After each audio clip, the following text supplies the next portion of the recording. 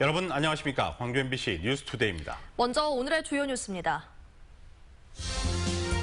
전남의 산란계 농장에서 기준치를 초과한 살충제 성분이 추가로 검출됐습니다. 정부는 잘못된 발표로 소비자들의 혼란과 불신을 키우고 있습니다. 정부의 친환경 인증을 받은 농장에서도 살충제 성분이 검출돼 인증 관리에 허점을 드러내고 있습니다. 문재인 대통령이 어제 취임 100일을 맞았습니다. 인사차별 철폐와 균형 발전 기대 등으로 호남에서는 압도적 지지를 보내고 있습니다. 전두환 회고록의 불법 유통을 막기 위해 신고전화가 운영됩니다. 문재인 대통령이 어제 취임 100일을 맞았습니다.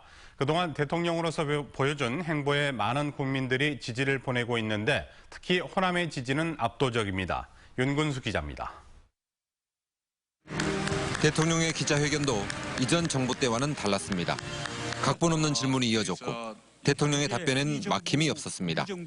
문재인 대통령은 모두 발언을 통해서 국민들에게 감사와 다짐의 말을 전했습니다. 국민 여러분이 국정 운영의 가장 큰 힘입니다.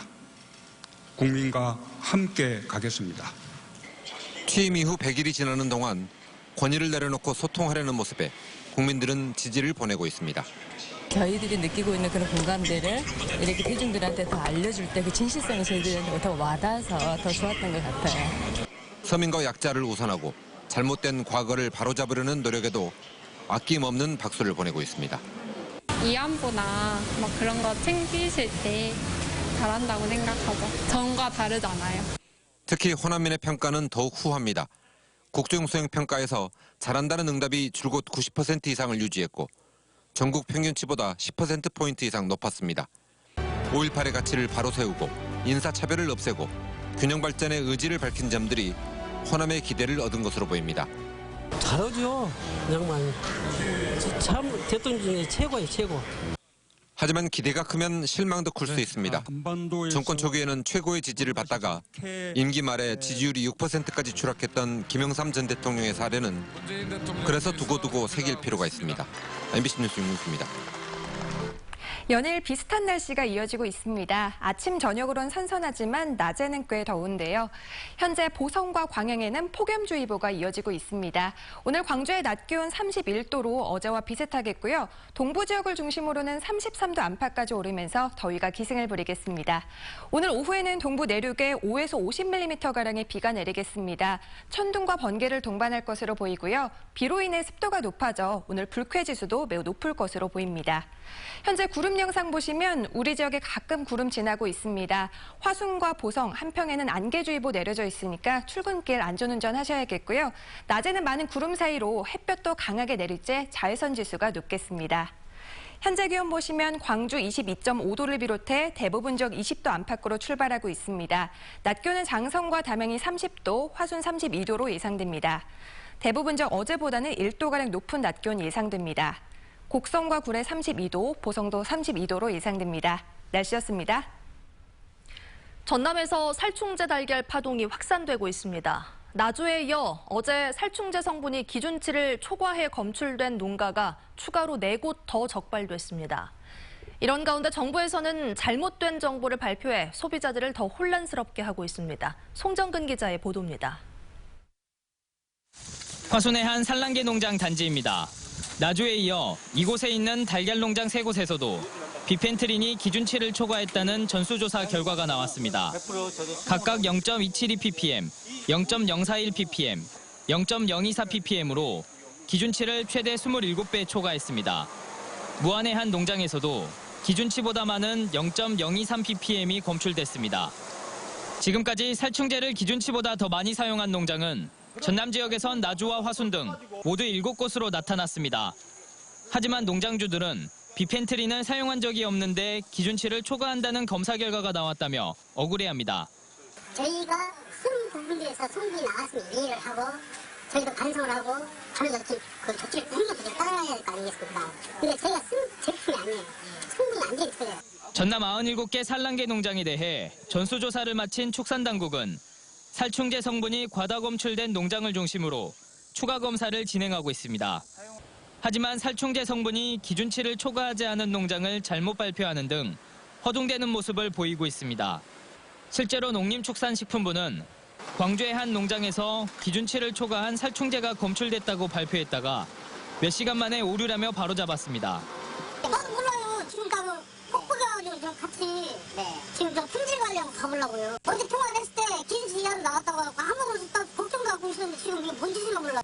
살충제 달걀 사태로 불안감에 휩싸인 소비자들은 정부의 엉터리 발표에 더욱더 혼란에 빠졌습니다. MBC 뉴스 송정근입니다. 이번 살충제 달걀 파동은 먹거리 시스템 전반에 문제를 제기하고 있습니다. 살충제 성분이 나온 곳 중 상당수가 정부로부터 친환경 인증을 받은 곳이어서 인증 사후 관리의 부실을 드러내고 있습니다. 이어서 한신구 기자입니다. 이번에 살충제 성분이 기준치를 초과해 검출된 산란계 농가는 전남 7곳을 비롯해 전국적으로 32곳입니다. 이 가운데 28곳은 농산물 품질관리원으로부터 친환경 축산물 인증을 받았습니다. 이른바 무항생제 축산물입니다. 항생제나 합성항균제, 호르몬제가 포함되지 않은 무항생제 사료를 먹여서 사육한 축산물이란 뜻입니다.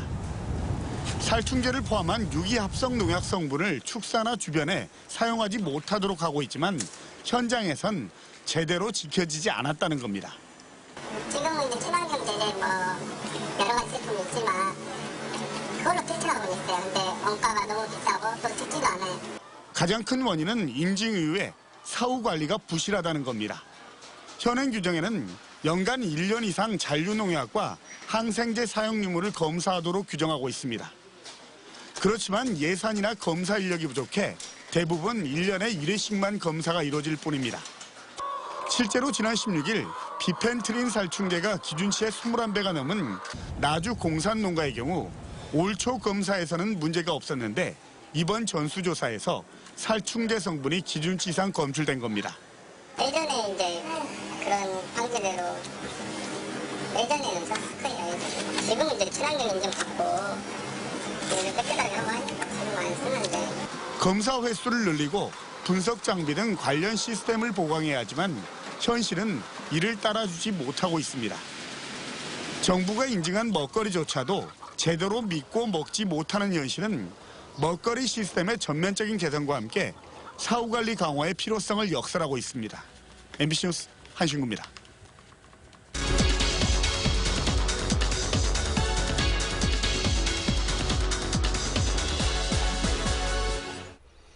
유럽에서 시작된 살충제 계란 파동이 전남 지역까지 퍼지고 있습니다. 계란은 많은 사람들이 즐겨 먹는 음식인 만큼 소비자들의 충격과 두려움이 커지고 있는데요. 그래서 손희정 소비자 공익 네트워크 대표 모시고 그 자세한 이야기 나눠보도록 하겠습니다. 어서 나십시오. 네, 안녕하세요. 네, 우선 일부 계란에서 검출됐다는 피프로닐 그리고 비펜트린 이 약품이 어떤 성분인지 말씀을 해주시죠. 피프로닐은 지금 현재 바퀴벌레나 그 진드기 그 살충제로 사용하고 있는 그런 제품으로서 독성이 강한 제품으로 그 식용하고 있는 그 동물이나 가축에는 사용이 금지되어 있는 제품이고요. 비펜트린도 마찬가지로 농작물의 살충제로 쓰거나 아니면 닭의 진드기와 같은 박멸용으로 사용하고 있는데 그 유럽이나 미국에서는 발암 물질로 구분되어 있어서 지금 현재 그 독성 물질로 구분되어 있어 제한된 용량만 사용되도록 하고 있는 화학물질입니다. 네. 그렇다면 정해진 용량 이상 사용했을 경우에는 인체에 어떤 영향이 있습니까? 그 독성 임상학 저널에 의하면요. 그 건강에 이상이 없는 사람이더라도 10명에 9명꼴로 이 피프로닐에 계속 장기적으로 노출될 경우에 두통이나 현기증과 같은 그 호흡기에 영향을 미칠 수가 있고요. 또 그 WHO에 의하면 그 갑상선이나 신장, 간 등에 손상을 주는 걸로 지속적으로 그 노출되는 걸 주의해야 된다고 그렇게 권고하고 있습니다. 네, 이런 공포가 확산되다 보니까 인터넷에서는 피해야 할 계란 구분법이 이렇게 정보가 돌아다니고 있습니다. 믿을 만한 정보를 얻으려면 어디로 어떻게 문의를 해야 될까요? 지금 계속 정부에서 그 실시간으로 전수조사를 해서 발표를 하고 있는데요. 어제 발표된 자료에 의하면 지금 광주 전남 농가가 3곳이 발견이 됐거든요. 그래서 잠깐 이제 준비를 했는데요. 네. 이렇게 계란을 사시면요, 달걀에 이렇게 지역 코드와 농장명이 표시되어 있습니다. 그래서 지금 그 적발된 부적합된 그 전남 지역의 농장이 그 코드가 13회 SCK 농장 한 군데하고요, 13회 나선 준영, 13회 정화 이 세 군데 농장이 포함되어 있기 때문에 이렇게 표기된 그 계란을 구입하시는 것이 피하는 것이 좋고요. 네. 아무래도 이런 공장식 사육이나 그 집단 밀폐 사육을 통해서 이런 문제가 발생했기 때문에 그 닭들이 조금 더 자연적인 환경에서 자라고 있는 그 동물 인증 그 복지 농장이나 유정란과 같은 그 약간 저 친환경적인 그 환경에서 자라고 있는 달걀을 구매하시는 것이 훨씬 안전하실 것 같습니다. 근데 지금 또 문제가 되고 있는 건 정부의 친환경 인증을 받은 곳도 이번에 살충제 계란에 포함이 됐단 말입니다. 네. 그래서도 소비자들이 배신감을 느끼는 건데 네. 앞으로 좀 이런 일이 발생하지 않으려면 어떤 대책이 필요할까요?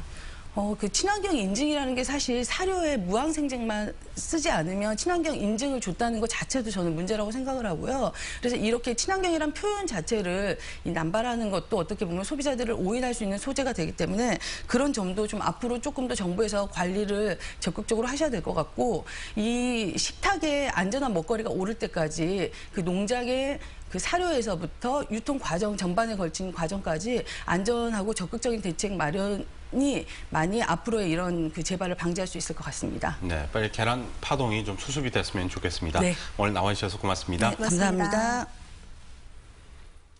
올해 헝가리 수영대회는 관중동원 등 대회 흥행 면에서 성공적이라는 평가를 받고 있습니다. 하지만 약점도 없지는 않았는데요.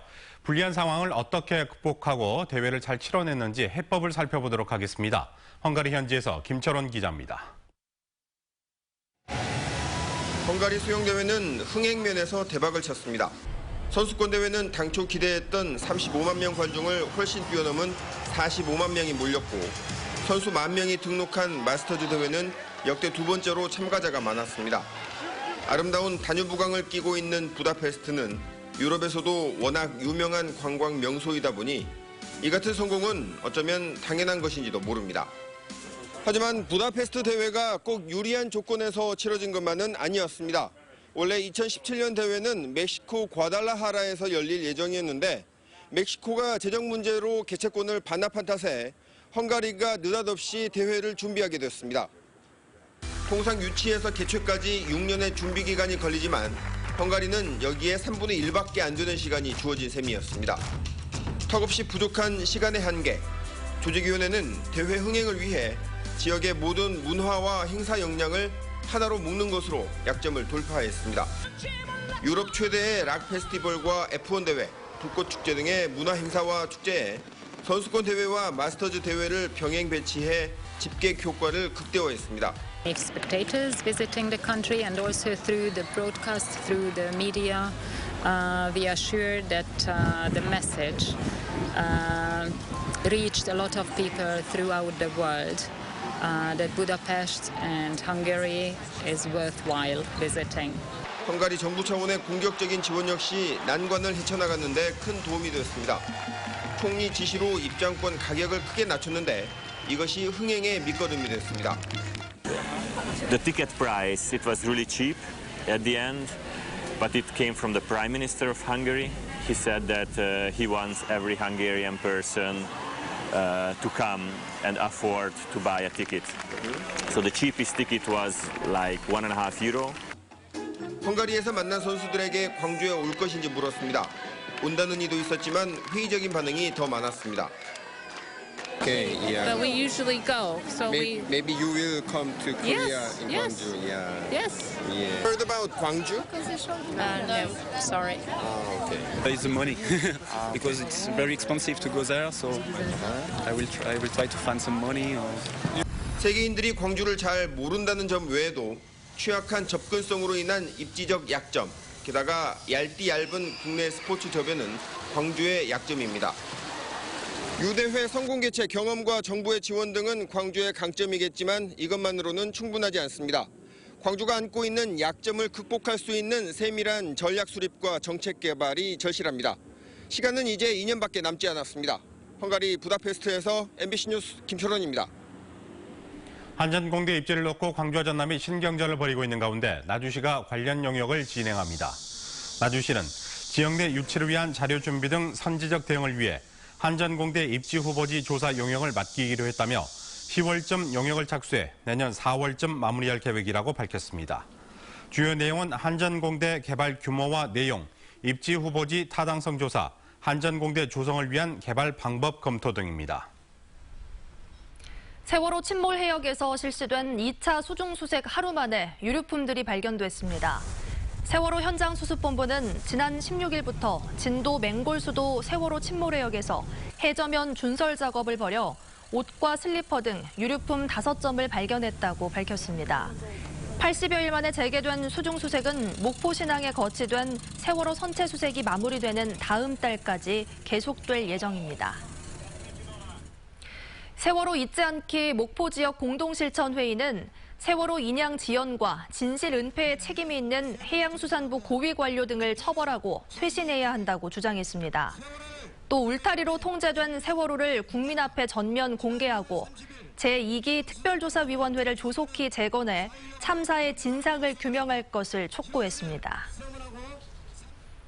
전두환 회고록의 배포가 금지됐는데도 불구하고 일부가 유통되고 있는 것과 관련해 전국 YMCA가 신고 전화를 운영하기로 했습니다. 광주 YMCA는 한국 YMCA 전국연맹을 포함해 전국 67개 지역 YMCA에서 전두환 회고록 신고 전화를 운영하기로 했고 현장 방문과 온라인 모니터링을 통해 서점에서 불법으로 판매되는지 여부도 확인할 예정이라고 밝혔습니다. 퇴근길 시내버스에서 불을 질러 1심에서 징역 10년이 선고된 방화범의 항소가 기각됐습니다. 광주고법 제1형사부는 지난 2월 여수의 한 버스 정류장에서 승객 40여 명이 탄 시내버스에 신호를 뿌려 불을 내 승객 10명을 다치게 한 혐의로 기소된 69살 문모 씨의 항소를 기각했다고 밝혔습니다. 재판부는 원심과 비교해 양형 조건에 별다른 변화가 없고 죄질이 극히 불량하다고 판시했습니다. 80대 치매 노인을 폭행했다는 의혹을 받고 있는 광주시립 제1요양병원이 병원 내 CCTV 영상을 삭제했다는 주장이 나왔습니다. 피해 환자 86살 이모 씨 가족에 따르면 요양병원 직원 A씨는 지난 7월 병원 과장에게 3층 병동의 CCTV 영상을 삭제하라는 지시를 받고 영상을 삭제한 뒤 2층 CCTV 영상을 3층에 바꿔 설치했다고 증언했습니다.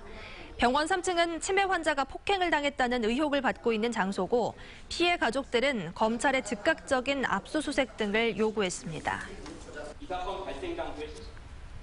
오늘 새벽 3시쯤 광주시 광산구 지죽동 동광산 톨게이트 인근 도로에서 SUV 차량이 앞서가던 5톤 화물차를 들이받아 SUV 운전자 49살 정모 씨가 중상을 입었습니다. 경찰은 정 씨가 면허 취소 수치인 혈중 알코올 농도 0.146% 상태에서 운전을 하다 사고를 낸 것으로 보고 정확한 경위를 조사하고 있습니다.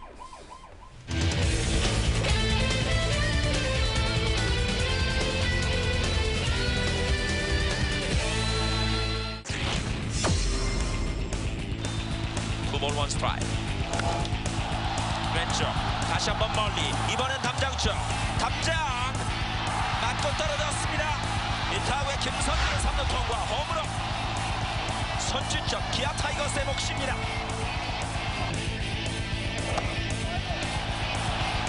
올렛 밀어내기 내기 홈런은 좌완에게 발에 맞았어요. 맞았습니다. 또 밀어내기